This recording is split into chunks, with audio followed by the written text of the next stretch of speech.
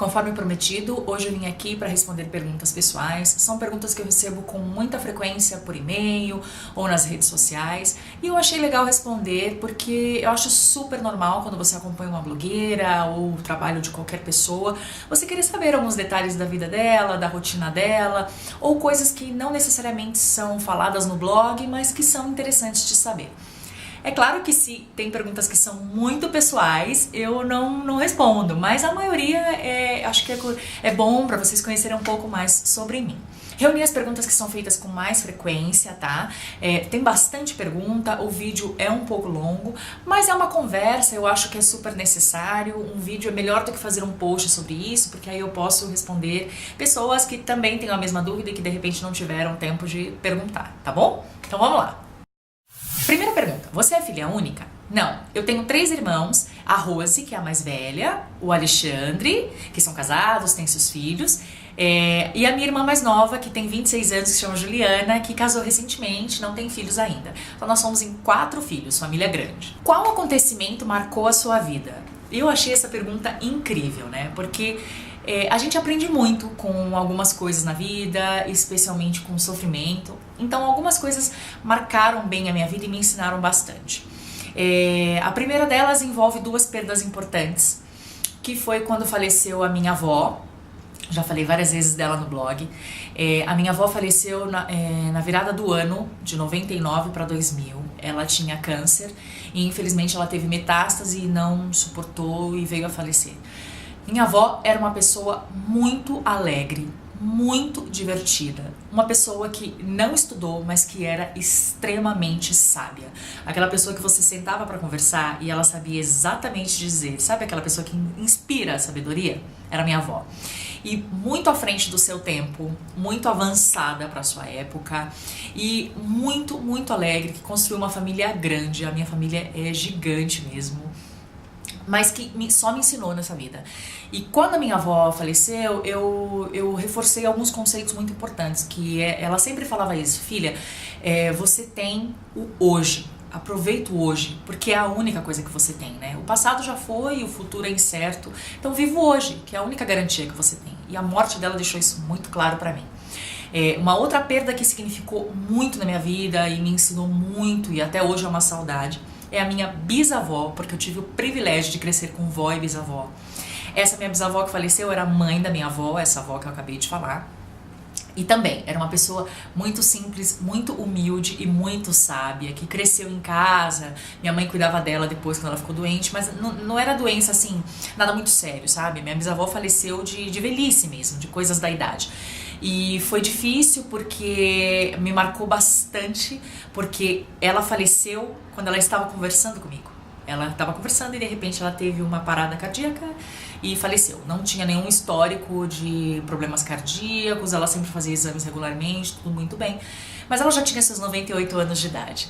Então foi algo que me marcou muito pelo susto, por ser algo que você não espera. E também, por mais que ela tivesse 98 anos de idade, minha bisavó pra mim tinha aquele conceito de eterna, sabe? Eu ainda não tinha na minha mente assim que, poxa, qualquer hora ela pode falecer. Não, pra mim ela era eterna, ia ficar ali, ia ver meus filhos e tal. Infelizmente essa oportunidade não chegou. Mas foram 2 pessoas que eu aprendi muito. E um último acontecimento, assim, que foi mais na minha vida mesmo, direta, foi quando eu me divorciei. Pra quem não sabe, eu já fui casada por 6 anos, casei jovem, sem filhos, não tenho filhos ainda, mas me divorciei, infelizmente isso aconteceu, né? Eu não me casei pra me separar, eu queria que fosse eterno, mas são coisas que acontecem e com certeza foi algo que me ensinou muito. Eu não sei quem já teve, né, a infelicidade de passar por isso, mas um divórcio com certeza ensina muito. São muitas escolhas que você tem que fazer, é uma decisão assim pra sua vida, são coisas que você renuncia pra ficar melhor, outras que você vai perder mesmo e vai ter que reconstruir com o tempo. Você amadurece muito, você aprende que você talvez fosse muito intolerante em algumas coisas, então você passa a lapidar a sua personalidade, seus defeitos, entende mais o outro. Então assim, muita coisa eu aprendi com esse acontecimento. E o mais curioso é isso, né? Que eu tenho, sem dúvidas, eu me tornei uma pessoa melhor. Tenho muito, muito para melhorar ainda. Mas esse acontecimento com certeza mudou a minha vida. E eu às vezes me pergunto se o meu amadurecimento viria sem essa experiência, né? Então são coisas que a gente talvez nunca tenha uma resposta, mas com certeza marcou a minha vida e me ensinou demais. A próxima pergunta é relacionada a isso que eu acabei de falar. Você disse que já foi casada. Você não teve medo de se relacionar de novo? Como você superou isso? Você ainda acredita no casamento? Isso é uma pergunta assim bem importante e eu fiz questão de responder, porque assim, quando eu me separei em 2009, tá, gente? Eu fiquei 6 anos casada, tentamos de todas as maneiras, enfim, não vem ao caso, o término, enfim. Mas logo que você termina, quem já passou por isso, ou por um relacionamento muito grande, ou até mesmo um casamento e se separa, no começo você não tem cabeça para um novo amor. Não tem. Você tem 1000 coisas para pensar. Por exemplo, onde você vai morar, como vai ficar a sua estabilidade financeira, lidar com tudo aquilo, a pergunta das pessoas, a imaginação das pessoas que é fértil, né? Porque as pessoas querem, elas querem deduzir e elas não se conformam em deduzir. Elas querem espalhar o que elas acham que aconteceu, né? Enfim, você é alvo de muita fofoca, de muitos problemas, mas você tem, assim, uma vida pra refazer. E nesse primeiro momento, você não consegue pensar em relacionamento, né? Então isso era uma coisa que pra mim não dava. As minhas amigas, né, até na intenção de me alegrar, de levantar meu astral, falavam, ai, fulano é afim de você, fulano achou você bonita, o que você acha? Mas eu não conseguia pensar nisso. Levou um tempo, 1 ano aproximadamente, para eu começar a me sentir, bom, acho que agora, acho que é o momento para isso e tal. Eu nunca fechei a porta no sentido, nunca mais eu me caso novamente. Não. Quando eu me separei, eu fiz terapia porque foi muito necessário para mim. Eu entrei num momento aí de depressão, de questionar tudo e tal. E antes que eu chegasse naquele ponto de revolta, de nenhum homem presta, isso não vale nada e blá blá blá, e de encerrar minha vida, porque afinal eu só tinha 26 anos, eu casei jovem. Me casei por amor, tá? Nenhuma obrigação, casei por amor mesmo, porque eu achava que era época, porque a gente na época tinha condições de casar, enfim. Mas eu falei, não posso simplesmente encerrar minha vida, não me caso nunca mais, não me relaciono nunca mais. Eu tenho 26 anos. Então, antes que chegasse a esse ponto de revolta profunda, eu procurei um terapeuta, me ajudou bastante a entender quem eu era, porque eu passei aquilo, algumas coisas que eu precisava mudar, outras coisas que eu precisava esquecer, e a vida é assim, e a vida continua. Então isso me ajudou bastante, nunca fechei as portas para um novo amor. O que me ajudou muito é que a partir dessa experiência eu passei a entender melhor, a falar não porque eu não gosto, a entender por que o outro reage assim. Então eu amadureci muito, isso facilitou muito no meu relacionamento. Mas nunca tive essa coisa de não me caso de novo. Eu acho que cada relacionamento é um relacionamento, não significa porque eu sofri no primeiro casamento que o segundo seria igual. Aliás, isso só depende de mim, é uma escolha minha de como eu vou lidar com aquilo, de encarar aquilo e de lapidar os meus defeitos, os meus problemas, enfim. Como você foi parar no Chile? Essa é uma pergunta que eu recebo sempre, tá? Eu já respondi ela em outro vídeo, dá uma clicada aqui que você vai entender, falei tudo dessa minha experiência de morar aqui. Mas, rapidamente, meu noivo veio pra cá primeiramente pra trabalhar, ficou 6 meses aqui sozinho. Depois eu vim pra fazer um curso de espanhol, pra visitá-lo, me apaixonei e decidi ficar. Então, assim, aconteceu na minha vida e eu sou feliz até hoje porque isso aconteceu, porque realmente foi muito bom. O que você acha de fazer um encontrinho quando vier ao Brasil? Gente, eu achei essa pergunta tão demais, eu fiquei tão feliz. Olha, eu quero aproveitar pra agradecer o carinho de todo mundo, tá? De todo mundo que me segue. Assim, quando você começa um blog, você não tem ideia das pessoas que vão ler, que vão acompanhar seu trabalho, se elas vão gostar, se realmente você tá falando pra alguém, sabe? Se tem alguém do outro lado. Então eu quero agradecer muito o carinho de vocês. Confesso que a pergunta me pegou de surpresa. Nesse momento eu não consigo fazer esse encontrinho, mas eu quero sim, tenho planos de mais pra frente conhecer vocês, ou boa parte das pessoas que me seguem, agradecer pessoalmente, sabe? Eu tenho plano sim de fazer isso, tenho sonho de fazer isso, então continue acompanhando o blog em algum momento, eu espero que muito em breve isso aconteça, pelo menos tentar fazer algo em São Paulo, que é onde eu geralmente fico quando eu vou, mas vai acontecer, e muito, muito, muito obrigada pelo carinho. Você sabia o espanhol quando foi morar no Chile? Que dica você dá pra alguém que vai morar em um país hispanohablante e não sabe falar?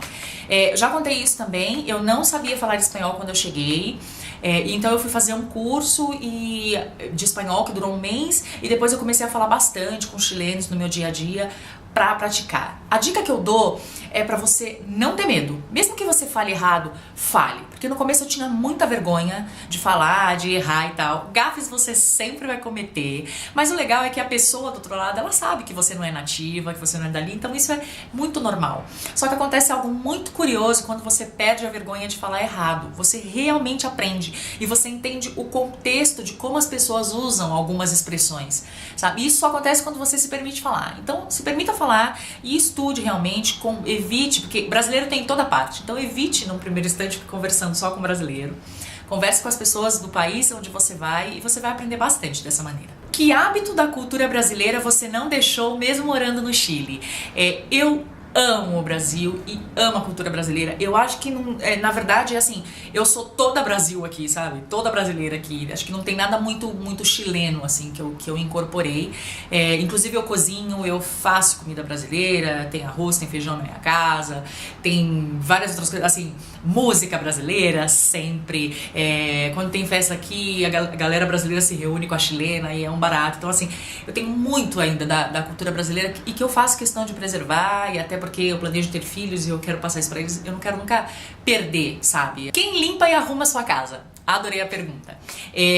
Gente, sou eu mesma, tá? Que limpo minha casa, que arrumo. Eu adoraria ter uma pessoa, eu já tive uma pessoa em casa que me ajudava, mas aí depois essa pessoa saiu, então eu já estou aí há quase 2 anos que sou eu mesma que limpo e arrumo a minha casa. Eu não vejo nenhum problema nisso. Assim, eu sou muito organizada e muito perfeccionista. Então, eu não gosto. Se eu falar pra vocês assim, nossa, eu amo fazer uma faxina, eu tô mentindo. Mas se eu pegar pra fazer, acho que é por isso até que eu não gosto da ideia. Porque quando eu pego pra fazer, eu quero deixar tudo limpo, tudo organizado, tudo no lugar, sabe? Jogar fora o que não precisa mais, isso aqui. Então isso é uma coisa que acontece aqui em casa toda semana. É um trabalho cansativo. Acho que vocês me veem toda produzidinha, toda bonitinha, né, pra fazer os vídeos. Mas sim, eu sou uma dona de casa, eu arrumo minhas coisas, minha casa, limpo, faxino, lavo roupa, passo, sou eu que faço tudo isso. Não vejo nenhum problema em quem tem uma empregada, tá? Sabe, quem terceiriza isso. No momento, eu não faço isso.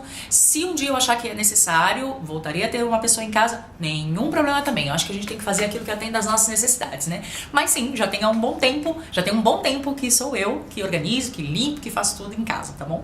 Que faculdade você fez? Eu sou publicitária, sou formada em publicidade, sou pós-graduada em criação, comunicação, e eu sempre trabalhei como redatora. Sempre estive muito envolvida com criação, com criatividade, com mídias, então sempre foi esse o meu mercado de trabalho. Você tem outro trabalho ou você vive do blog? Vamos lá. Quando eu cheguei no Chile, eu trabalhava numa agência de publicidade aqui e fiquei quase 1 ano trabalhando nessa agência de publicidade. E aí eu resolvi sair. Saí pelos mesmos motivos que eu saí de agências de publicidade no Brasil. Eu adoro o clima, eu adoro o meu trabalho, eu adoro a faculdade que eu fiz. Porém, não sei se tem algum publicitário me escutando, acho que vai concordar. As agências de publicidade têm um clima muito bom e tudo, mas você não tem um plano de carreira lá dentro. E são poucas as que te pagam bem. Você é pago para ter ideias o dia inteiro, mas você não é pago suficientemente, assim, mas você não é valorizado por isso, tá?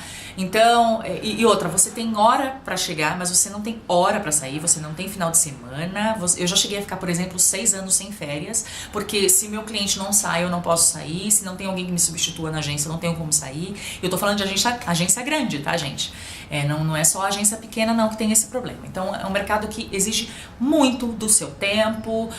Então, eu já tava, assim, bem estressada com isso. Então, eu decidi que eu não queria mais agência de publicidade, só por esse motivo. A cada meia hora, mais ou menos, a cada 1 hora, mais ou menos, eu sou redatora de formação, trabalhava, assim, full time com criatividade. E era muito difícil no sentido de que, por exemplo, agora eu tô falando de Coca-Cola, daqui meia hora eu tô falando de absorvente íntimo, daqui meia hora eu tenho que fazer uma propaganda de um carro, daqui meia hora eu vou falar de, não sei, de viagem, de turismo.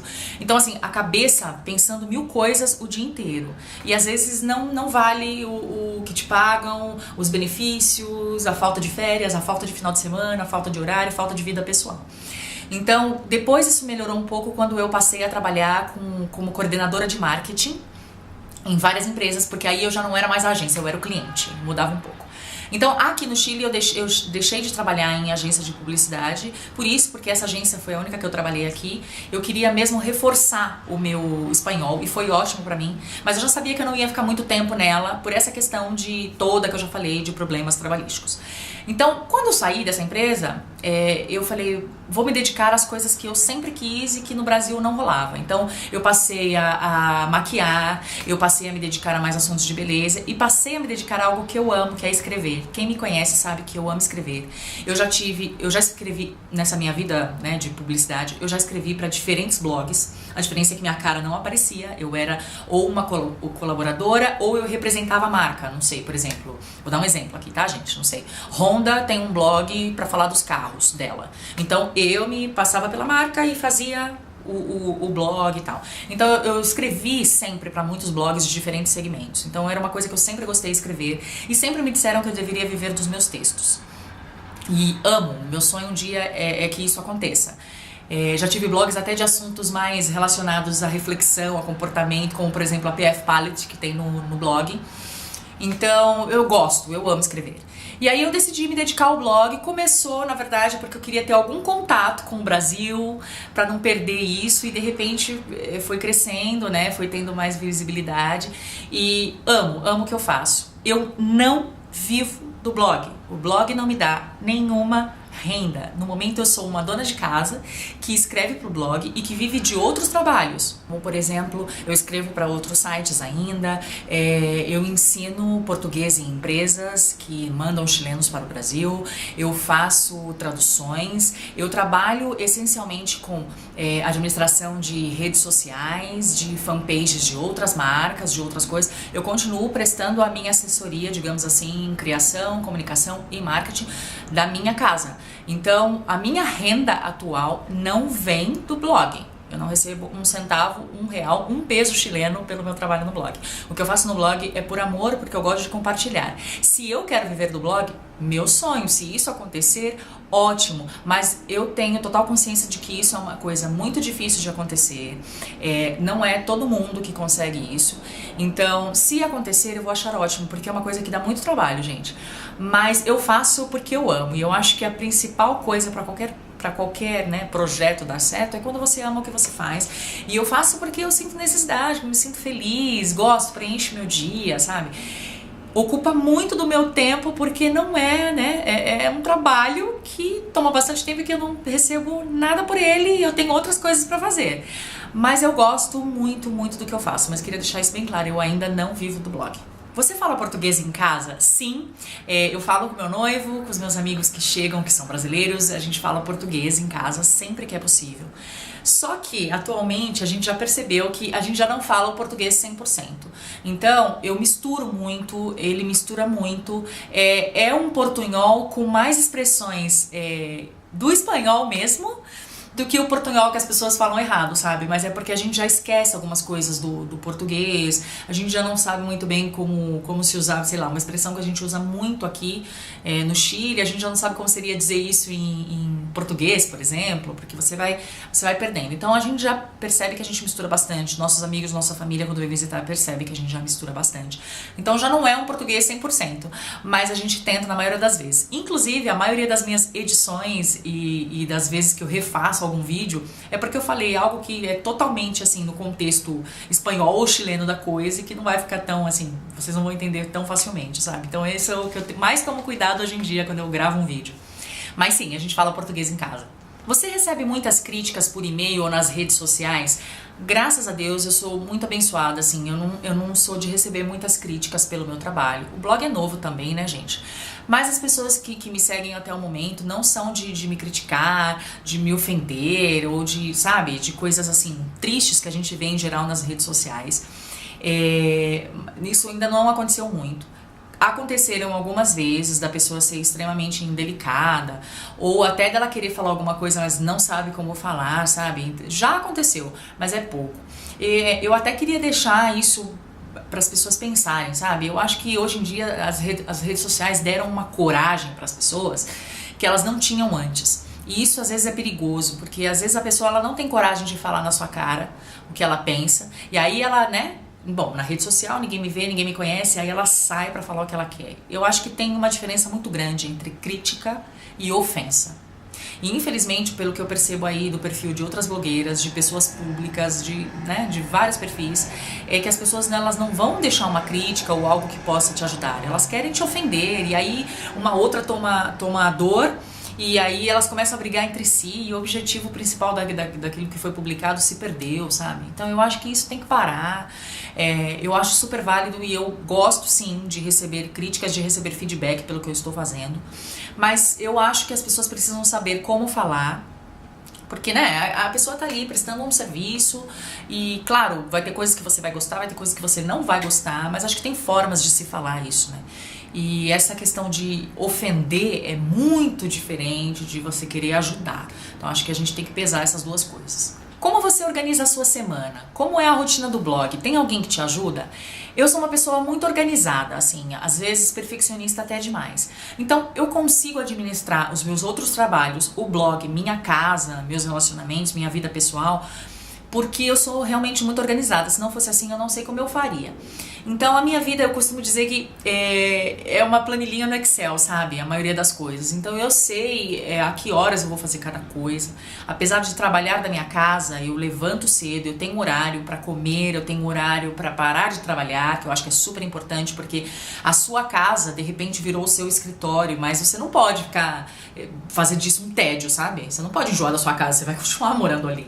Então eu acho super importante ter horários. Então eu tenho horário para me alimentar, eu tenho horário para levantar, eu tenho horário para parar de trabalhar, eu tenho horário para as minhas coisas pessoais, eu tenho horário só para o blog, eu tenho horário para os meus outros trabalhos, eu tenho horário para organizar minha casa, eu tenho dias em que, por exemplo, o blog tá lá funcionando, mas eu tô, sei lá, faxinando, eu tô trabalhando em outra parte, Então eu sou bem organizada, assim, eu tenho uma agenda e eu procuro seguir aquilo à risca, porque eu sei que os imprevistos vão vir. Então se eu não me organizo, quando os imprevistos chegarem, será muito pior. Então eu administro bem isso, porque eu sou organizada e esse fator me ajuda bastante. Eu não tenho ninguém que me ajude com o blog, eu faço tudo sozinha. Então as postagens, as pesquisas, saber o que eu vou falar, ter uma ideia criativa, as montagens das fotos, tratar as fotos, gravar os vídeos, editar, publicar, responder todos os e-mails, responder todas as redes sociais, conversar com empresas, mandar media kit, tudo que se refere ao blog é feito por mim. Então eu sei que eu sou, assim, totalmente dependente de estar organizada, de ter uma agenda, ou senão eu não consigo fazer. Meu noivo me apoia muito, me dá ideias, tudo, mas é uma força mesmo, não sei como eu faria sem ele. Mas ele não tá ali diretamente, sabe? Assim, olha, eu cuido disso do blog e você cuida disso. Não, isso não existe, até porque ele trabalha, ele tem um trabalho dele e ele realmente não tem tempo para se dedicar a isso. Então, atualmente, sou eu que faço tudo no blog, mais todas as outras coisas que eu já contei. Você pretende ser mãe? Sim, quero muito ser mãe, está nos meus planos, não sei pra quando ainda, exatamente assim, mas eu já tenho pensado na ideia, porque eu amo crianças, gente, tem muitos sobrinhos na família, priminhos e tal, e eu sempre fui apaixonada por criança.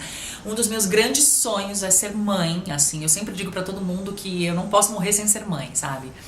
E sim, está nos meus planos, não sei pra quando, eu não tenho data, mas sim, quero muito ser mãe. Como você reage quando as pessoas fazem perguntas indiscretas ou que você não tem como ajudar?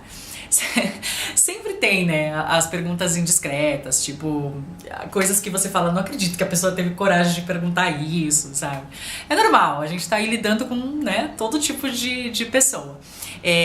Quando ela faz uma pergunta que é, assim, muito pessoal, eu falo, olha, desculpa, isso é muito íntimo, né, não tenho como te responder, espero que você não se ofenda e tal, mas é muito particular, não queria dividir isso.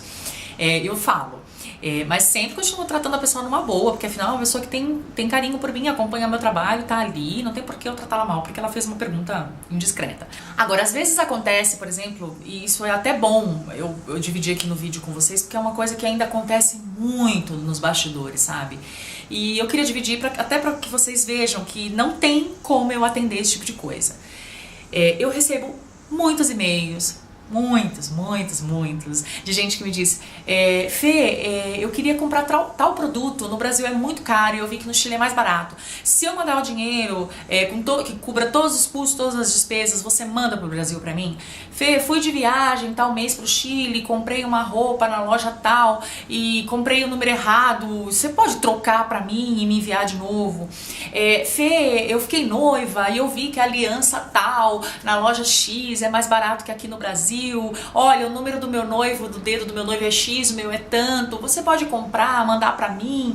Gente, eu não tenho condições de fazer isso, não tenho mesmo, assim, e acho até que eu não devo. Eu não sei como vocês vão interpretar isso que eu tô dizendo, mas a verdade é essa, porque assim, a minha função como blogueira é te ajudar pra você ter, assim, 100% de satisfação na sua compra, pelo menos 90% de satisfação na sua compra, com resenhas, com dicas, com recomendações e tal. Mas eu não posso fazer essa compra pra você, entende? É muito pessoal. Eu acho que você tem que escolher, tem que provar aquilo que você quer, tem que procurar. A partir do momento que eu faço isso pra uma pessoa, eu vou ter que fazer pra todas as pessoas que me pedem. Eu não tenho como atender isso. Isso, na verdade, é um serviço, né? E eu não é nem justo eu cobrar por ele, porque eu não vou atender com eficiência. Eu acho que a partir do momento que você cobra, que seria justo até, você teria que atender com satisfação, com todo mundo. E eu não tenho como fazer isso. Então gostaria que vocês entendessem, que não me pedissem mais esse tipo de coisa. Compra produto X e me manda, troca e me manda, vê tal coisa pra mim e me diz. Eu não tenho como fazer isso. Talvez no futuro o blog chegue a ter uma loja virtual e isso facilite muito a vida, mas no momento isso não é viável, eu não tenho como atender, eu não tenho como fazer isso. Então eu gostaria que vocês entendessem, as perguntas mais indiscretas que eu recebo é nesse sentido. Ah, Fê, eu vi que você veio pro Brasil mês passado, poxa, eu queria tanto tal coisa, se eu soubesse teria te pedido pra você me trazer, sei lá, X paletas, tais, e tem gente que manda uma lista mesmo de coisas que querem.